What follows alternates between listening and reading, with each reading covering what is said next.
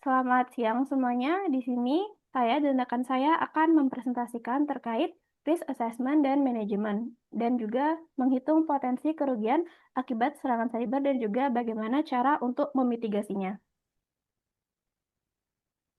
Oke, kita masuk ke konsep dasarnya terlebih dahulu.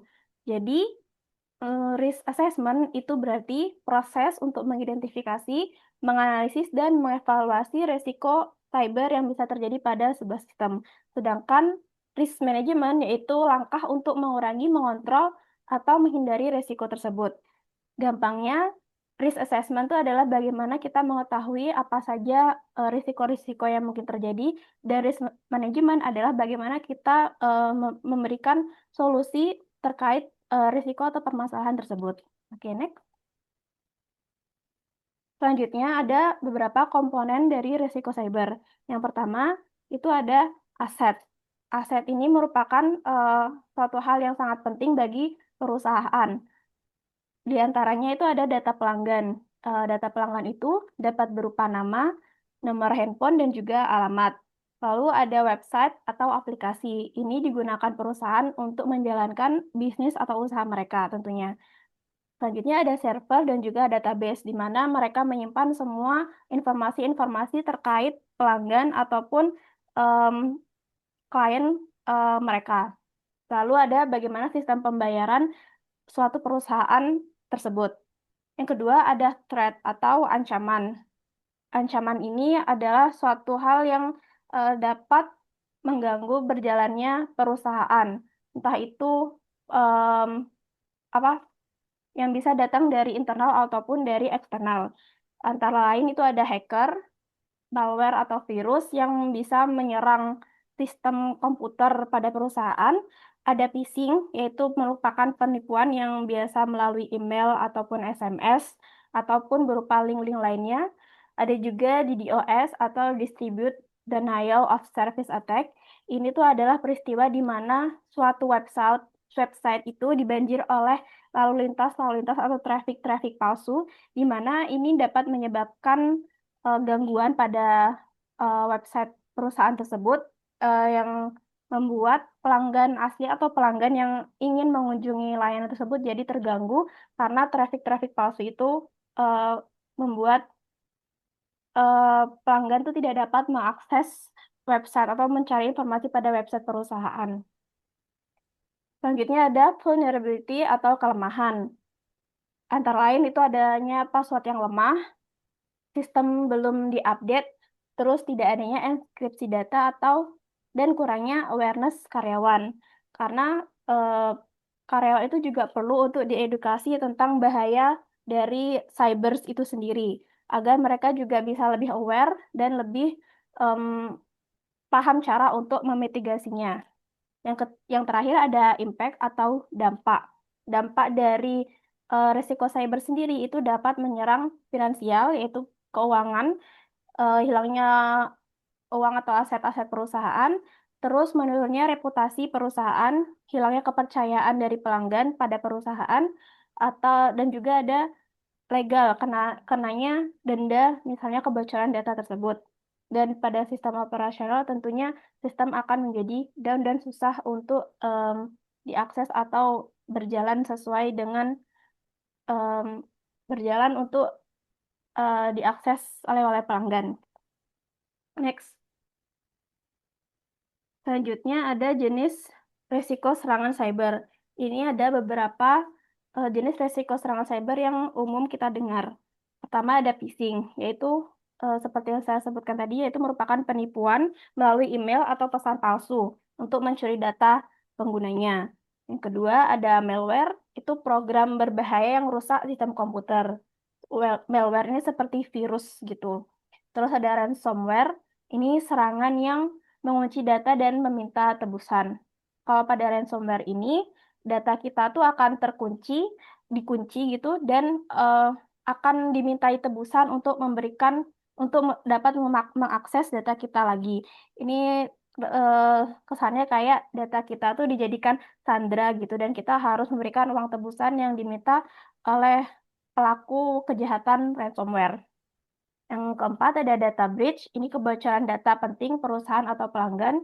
Jadi data kita itu jatuh atau bocor ke pihak-pihak yang tidak berwenang atas data kita. Tidak seharusnya memiliki data kita. Contohnya kayak data pelanggan, data perusahaan yang em, bocor atau diakses oleh pihak-pihak luar dari perusahaan itu sendiri. Yang terakhir, ini ada hacking, yaitu akses ilegal ke sistem untuk mengambil, mengubah, ataupun merusak data. Dari kelima serangan cyber ini, semuanya itu sama, memiliki tujuan yang sama, yaitu untuk mengambil, mengakses data kita secara ilegal dan merusaknya. Dan bagi eh, pelaku usaha penting untuk mengetahui jenis-jenis risiko ini dan cara untuk memitigasinya karena agar di kemudian hari itu dapat menjalankan perusahaan atau bisnis dengan lancar dan memberikan pelayanan yang layak dan sustainable kepada pelanggannya. Oke, next. Lanjut ke bagaimana cara menghitung kerugian ekonomi akibat dari serangan cyber. Yang pertama, ini menghitung kerugian langsung. Contohnya, biaya perbaikan sistem, pemilihan data, kehilangan transaksi penjualan, serta adanya biaya tenaga IT tambahan. Rumusnya sederhana saja, kerugian langsung sama dengan semuanya ditambah, yaitu kehilangan pendapatan, dijumlah dengan biaya perbaikan, dijumlah dengan biaya pemulihan. Contoh kasusnya seperti ini. Ada sebuah perusahaan, ia mengalami serangan malware. Data-data kerugiannya itu mencakup kehilangan transaksi sebesar 40 juta, biaya perbaikan sistem itu 10 juta, pemulihan data itu 8 juta, serta biaya tambahan untuk IT itu 2 juta. Total kerugiannya setelah ditotal semua itu mencapai 60 juta.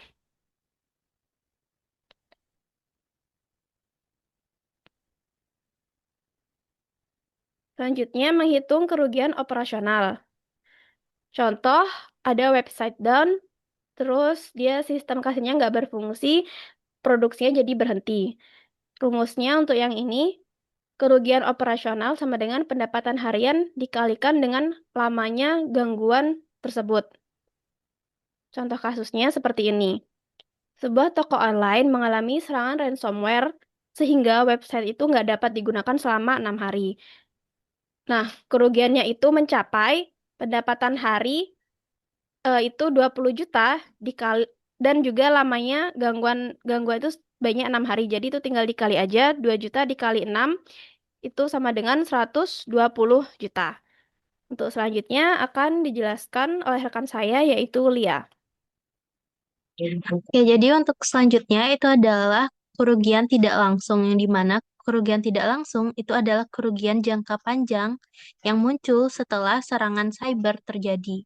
Nah, kerugian ini itu biasanya tidak langsung terlihat, tapi dapat berdampak besar pada bisnis. Contohnya itu ada kehilangan pelanggan, penurunan reputasi perusahaan, penurunan penjualan, dan hilangnya kepercayaan publik. Nah, rumusnya itu adalah kerugian tidak langsung sama dengan kehilangan pelanggan ditambah biaya pemulihan reputasi. Nah, contoh soalnya itu adalah setelah terjadi kebocoran data pelanggan, suatu perusahaan mengalami kehilangan pelanggan itu sebanyak 20 juta, lalu biaya pemulihan reputasi sebanyak 10 juta. Jadi berapa sih total kerugian tidak langsungnya? Nah, ini itu tinggal ditambah aja. Jadi 20 juta ditambah 10 juta, jadinya 30 juta. Selanjutnya itu ada risk assessment atau single loss expectancy dan ALE atau annual loss expectancy. Di mana SLE ini merupakan estimasi kerugian finansial yang akan dialami oleh sebuah perusahaan akibat terjadinya suatu peristiwa risiko atau ancaman pada suatu aset dalam satu kali kejadian.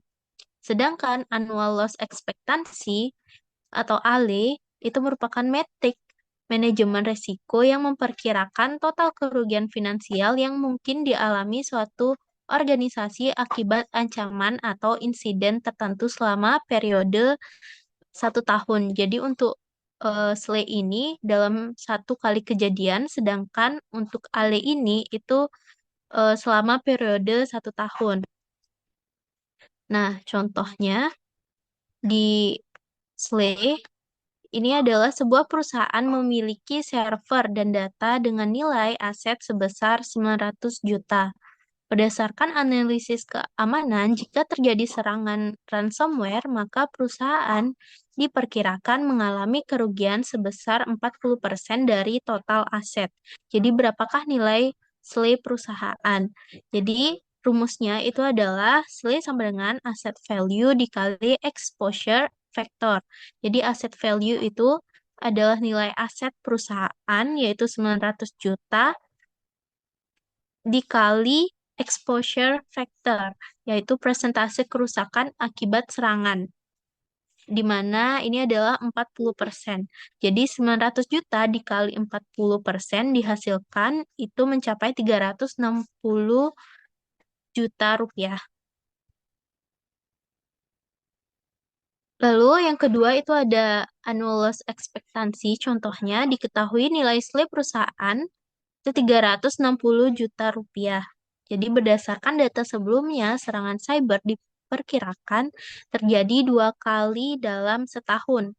Berapa sih estimasi kerugian tahunan perusahaan? Nah, di sini rumusnya ALE sama dengan SLE kali ARO. Jadi SLE itu adalah kerugian satu kali serangan. Jadi kerugiannya di sini 360 juta. Nah, Arunya itu jumlah kemungkinan serangan per tahun. Jadi di sini terjadi 2 kali per tahun. Jadi 360 juta itu dikali 2. Dan dapat hasilnya yaitu 720 juta per tahun. Nah, setelah itu kita bisa analisis nih level resikonya. Jadi level pengukuran berdasarkan dampak terjadinya risiko pengamanan. Di sini ada 5 level. Yang pertama itu ada insignificant. Jadi sebelum prioritas ditetapkan, kehilangan telah digantikan bersamaan dengan pergantian keempat prioritas lainnya. Jadi ini adalah level terendah. Yang kedua itu ada minor, yang di mana itu kehilangan akan dianggarkan pada pengeluaran operasional normal selama periode yang masih berlangsung.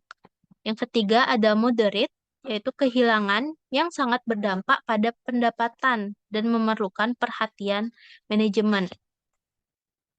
Jadi level moderate itu sudah mulai eh, memerlukan perhatian dari manajemennya. Yang keempat itu ada major, yaitu suatu kejadian mungkin akan terjadi pada hampir semua kondisi. Yang kelima ada katastropik, yaitu suatu kejadian akan terjadi pada semua kondisi atau setiap kegiatan yang dilakukan. Jadi yang kasta kastatropik ini udah levelnya tinggi banget dan harus perlu dilakukan mitigasi.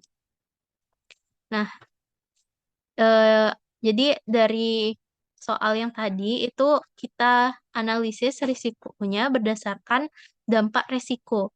Yang pertama itu serangan malware pada sistem internal itu mencapai level moderate, yang dimana dikarenakan itu dampak finansial langsung relatif kecil atau sedang. 60 juta tadi untuk biaya perbaikan dan IT. Yang kedua, ada serangan ransomware pada server dan data. Nah, ini sudah termasuk di level katatropik, yang dimana dampak itu sangat fatal karena langsung menghancurkan 40% dari total nilai aset perusahaan. Tadi yang mencapai 360 juta. Yang ketiga, itu adalah penghentian operasional toko online. Itu sudah masuk ke level major, yang dimana ini dampak operasionalnya itu berat akibat website mati selama 6 hari dan kehilangan omset dengan total 120 juta. Dan yang keempat itu akumulasi kerugian finansial tahunan. Itu masuknya ke katatropik. Jadi levelnya sangat tinggi karena dampak keuangan tahunan itu sangat kritis yang mencapai 720 juta. Jadi Hal ini itu mengancam kelangsungan bisnis.